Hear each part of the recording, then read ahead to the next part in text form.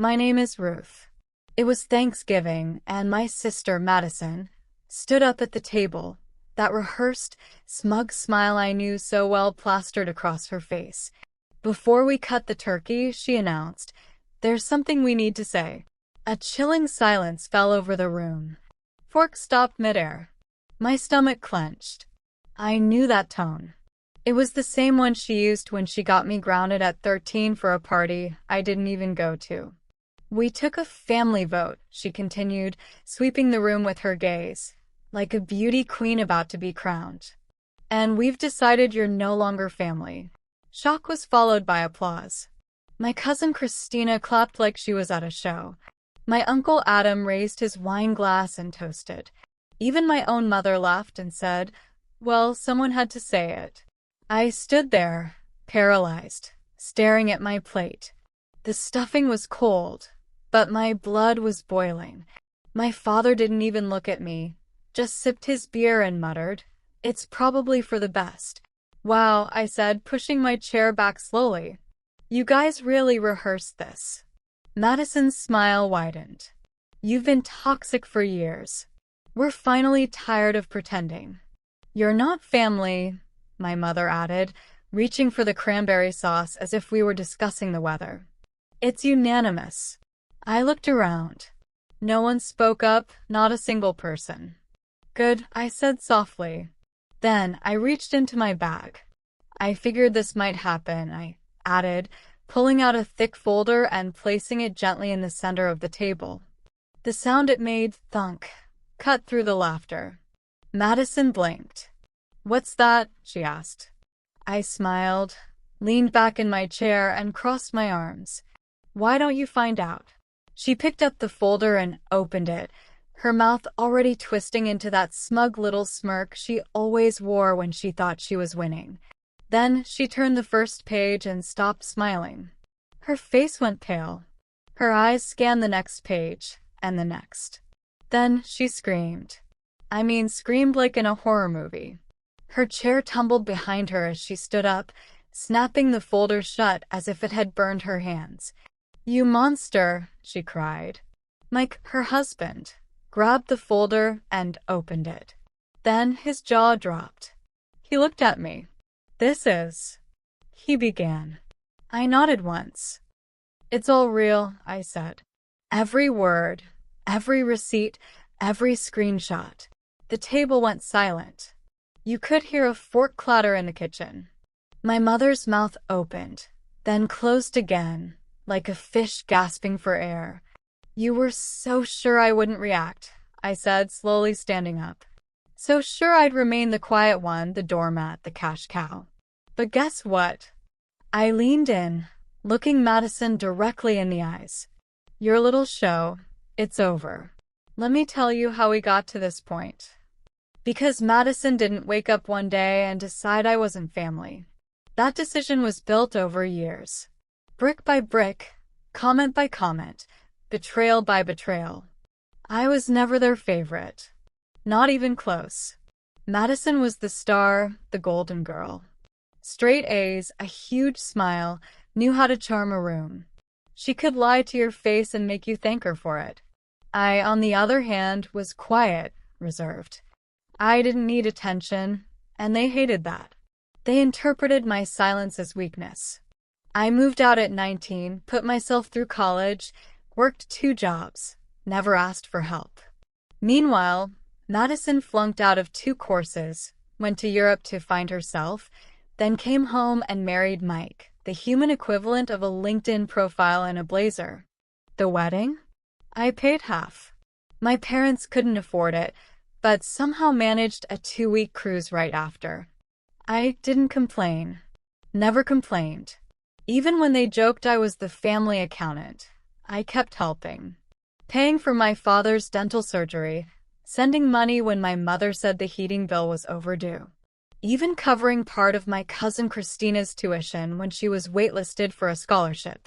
They always said, "Thanks, of course," but with that tone. The one that said, "Well, of course you'd help. You don't have a family of your own." And maybe that was it. You see, I'm single. No kids, no spouse, no drama. Just me, my job, and my dog. And in their eyes, that meant I had nothing better to do than finance their messes. Madison especially treated me like her personal fallback plan. When Mike lost his job, she called me first. Just a small loan. When her car broke down, you make 6 figures. What's 2 grand? When her son needed therapy and insurance wouldn't cover it, guess who she called? I always helped. Always. Because I told myself it was family. But helping turned into obligation, then expectation, then demand. It started small, jokes disguised as digs at dinner. Oh, you brought wine? Must be nice to afford good wine. Of course you're early. No kids to worry about. Wish I could work late every night and avoid my husband too. Then it got uglier. You're so cold. Maybe that's why you're still alone. You don't understand real stress. You don't have a real life. You're just bitter because no one needs you. Except they did need me. Constantly. Financially. In secret, behind closed doors. And then came the text message. Madison. Hey, can you co-sign a small business loan for me? Mike and I want to open a wellness cafe. Me, no. Madison. Wow, really? Then came the silence. That was 3 months ago. Since then, I'd been given the silent treatment. My mother stopped calling. My father gave one-word answers. No one invited me to the last family dinner. Madison blocked me on social media after posting a story about cutting toxic people out. But I didn't sit around stewing. Instead, I started gathering receipts. Literally. I kept the records. Bank transfers, emails, screenshots, dates. I'm not an idiot. And over the past 5 years, on my own, I had sent over $60,000 to various family members. $60,000. $10,000 for Mike's rehab. $1,900 for Madison's emergency dental work, which turned out to be cosmetic veneers. $1,800 for my father's back surgery. $15,000 for my mother's credit card debt. $4,000 for Christina's college moving costs. $3,500 for a family emergency that turned out to be a trip to Cabo. And not once, not a single time, did any of them offer to pay me back. They just took. And when I stopped giving, they decided the problem was me. So I made the folder. Inside, every transfer confirmation, every email and text message asking for money, screenshots of Madison calling me manipulative to her friend because I said no to the loan, a timeline of every major payment I'd made over the past 5 years, and, as the cherry on top, copies of Facebook and Instagram posts where they mocked me. I had screenshots of Madison calling me cash cow in a private comment thread she didn't know I had access to. So, yes, that's what she saw when she opened the folder. That's what made her scream. Because Madison wasn't just exposed. She was dismantled, fact by fact, line by line, page by page. All while the rest of the family realized what they had done. My mother looked ready to faint.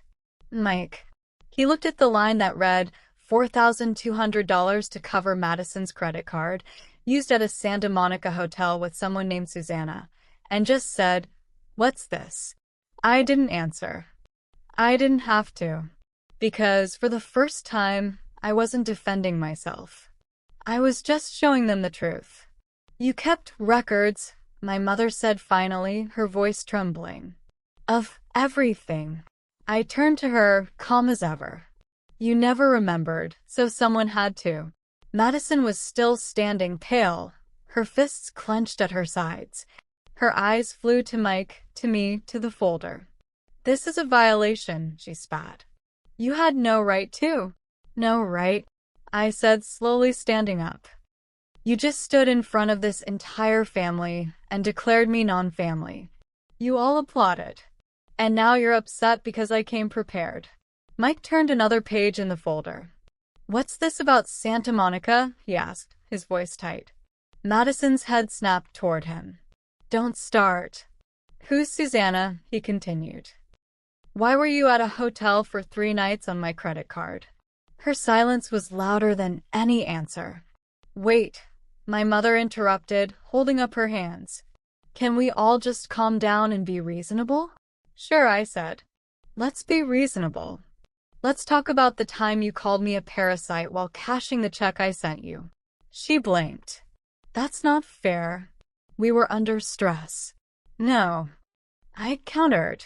"You were under stress and I bailed you out every time. And the one time I say no, suddenly I'm the enemy." My father, who had been silent until now, finally spoke. "You're making this into something bigger than it is." I turned to him. My voice dropped. "You let them do this to me for years. You knew. You saw. You heard. And you let it happen because it was easier than confronting them." He didn't deny it. Madison slammed her hand on the table. "You're just bitter because no one needs you anymore." "Wrong," I said coldly. "I'm not bitter. I'm done." She let out a bitter laugh. "You're pathetic.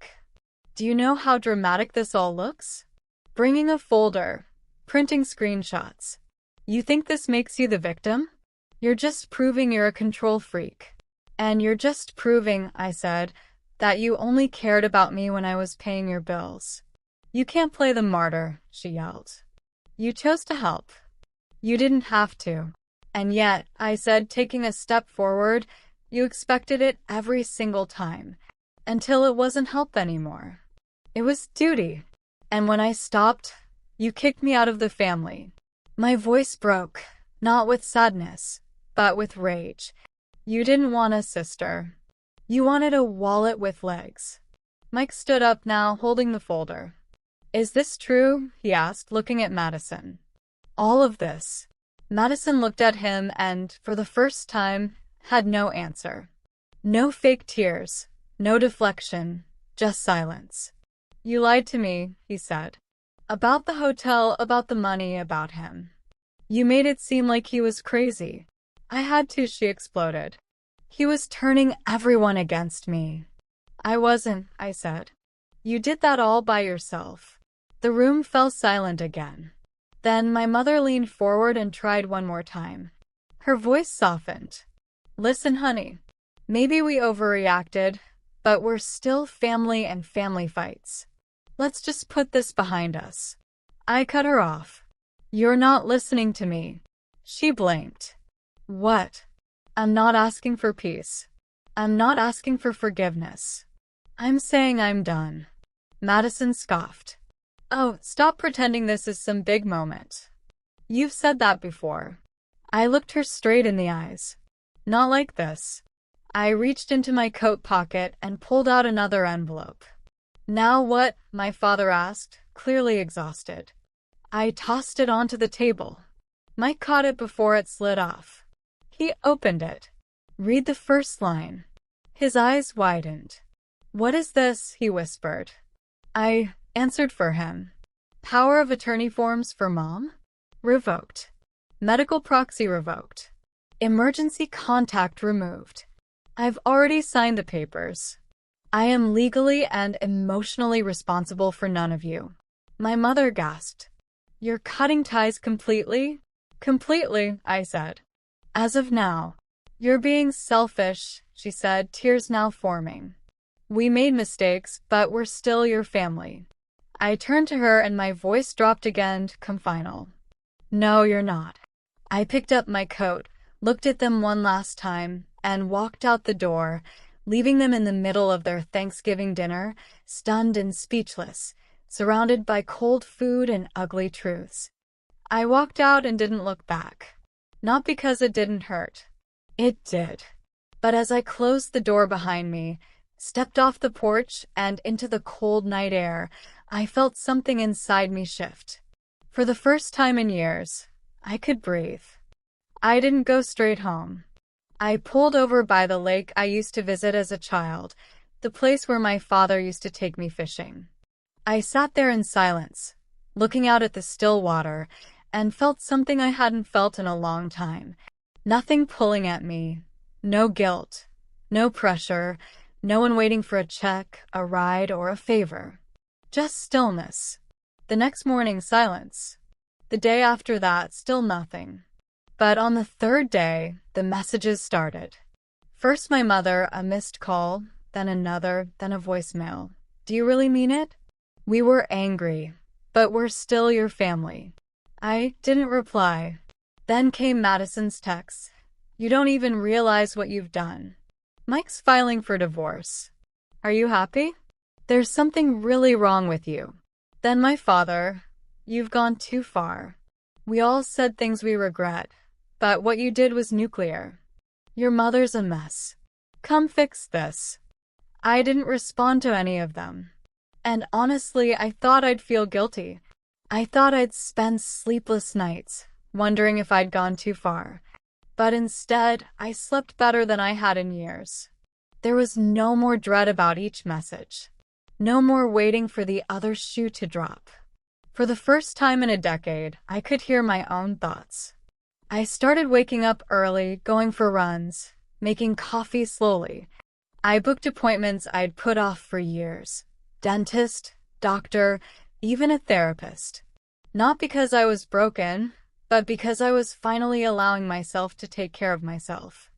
I rewrote my emergency contacts, removed my parents, changed my passwords, froze any joint accounts they had access to, blocked Madison on all platforms. It wasn't about revenge anymore. It was about closure. A week after Thanksgiving, I got a text from Christina, my cousin who applauded when they kicked me out. I didn't know you paid for my tuition. I'm so sorry I followed the crowd. You were always the only one who truly helped. I didn't reply, but I read it twice. Then another surprise. A message from Mike. I filed the papers. Everything in that folder was correct. She cheated, lied, manipulated. Not just you. Me too. He added, you did the right thing. I should have left sooner. I hadn't expected it, but it was a relief. A few days later, I did something I hadn't done in years. I applied for a job in another city. Not because I was running away, but because I was finally free. No more you should stay close to home. No more who will take care of them if you leave. I thought that was the end of it. And in some ways it was. But with people like them, nothing ends cleanly, especially when they start to feel the consequences of your absence. The first few weeks after Thanksgiving were quiet, beautifully and eerily quiet. No calls, no guilt, just peace. Until Christmas. I received a text from my mother. Just a picture. It was their living room, decorated with stockings, a half-decorated tree in the center, and a huge empty space where they usually piled the presents. It doesn't feel the same without you, the caption read. Lisa keeps asking why Uncle isn't coming this year. I looked at it for a long time. No apology, no admission of guilt, just the same manipulative tone. Look what you've done. Look who you're hurting. I didn't reply. The next day, Madison tried to call. I let it ring. Then she sent a message. I know I messed up, but you don't have to punish everyone. Just come for Lisa. She misses you.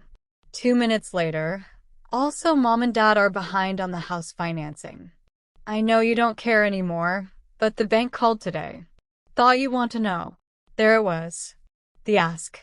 Always hidden under a shroud of guilt.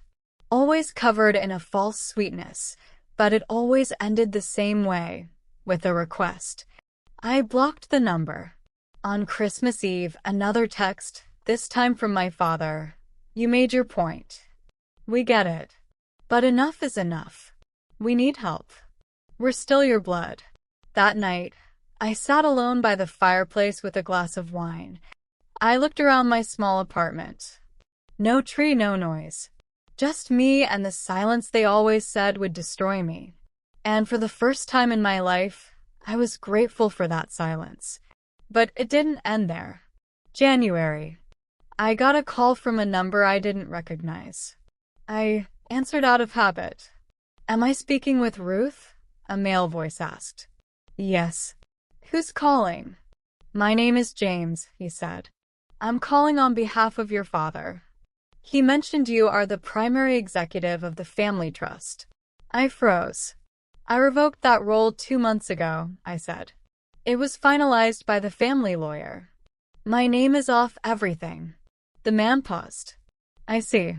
Your father said he couldn't reach you directly and asked me to explore options. They're having a slight issue. Of course they were. Madison and my parents had exhausted every option. The ATM was closed. The safety net was gone. Now they were trying to get creative. I hung up without another word. But the final straw came the next month. I received an envelope in the mail. Handwritten. No return address. But I recognized my mother's handwriting instantly. Inside was a letter, 3 pages long. The first page was all about regret. We said things in anger. You were always the strong one. We never realized how much we depended on you. The second page turned to guilt. Your father's health isn't good. Madison is completely alone now. We're worried about Lisa. She's struggling. And the third page, this was the hook. We're selling the house, but we're underwater on the mortgage. We just need a little help to get through this. Then we'll never ask again. Please, Ruth, do this for your father. Do it for the family. I sat with the letter for a while, allowed myself to feel every drop of what they wanted me to feel. The weight of responsibility, the pang of obligation, the agonizing need to fix what was broken. Then I folded the letter, stood up, walked to the kitchen, and threw it in the trash. The truth is, they weren't asking for help. They were asking for access again. They didn't want me back in the family. They wanted the version of me that didn't say no. The one who quietly paid, quietly sacrificed, quietly suffered. But that version of me, she's gone. I'm no longer their scapegoat. I'm not their golden goose. I'm done.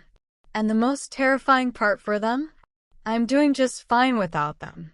I got a new job, moved to a new city, a bigger place, a blank slate. I started volunteering on weekends, not because someone needed me, but because I wanted to. I built a life where no one calls me at 11 p.m. to cover a mistake they refuse to admit. Where I'm not punished for being independent. Where kindness isn't used as leverage. I don't regret helping them, but I regret how long it took me to stop. I used to wonder, what if they change? But as time passed, I realized there would be no change on their part. After I cut them off, after the folder, after the screaming and the silence and the letters, I thought, maybe, just maybe someone would get it. That they would reflect. That they would say, we're sorry. But they didn't. They stayed quiet for a while. Then they got strategic. Then they got desperate. But me? I got free. Since then, I've moved to a new place. I got a job that doesn't keep me up at night. I started going to therapy. Real therapy. The kind where you stop trying to fix everyone else and finally learn to deal with yourself. I cook for myself now. I sleep better. I go out more. I don't jump when the phone rings. And yes, sometimes I think about Lisa, what she's being taught, what she'll grow up believing is normal. But I also know this. I was the example of someone who finally said, enough. A few days ago, I received another letter handwritten from my mother. It was 3 words. We are still family. No context, no apologies, no change, just the same old hook. And for the first time, I felt nothing. No anger, no sadness, just nothing. I threw it away and made dinner. Sometimes I wonder if I did the right thing by cutting them out of my life. By dropping the weight, by saying no and truly meaning it. Was I too cold, or was I finally tired of being the only one holding everything together? I don't know. But I know one thing, for the first time in my life, I'm not just surviving. I'm living. Thank you for listening to Ruth's story. What did you think of it? Let us know in the comments below. We'd love to hear. If you like this story, please like and share this video to support us, and subscribe to the channel for more inspiring stories.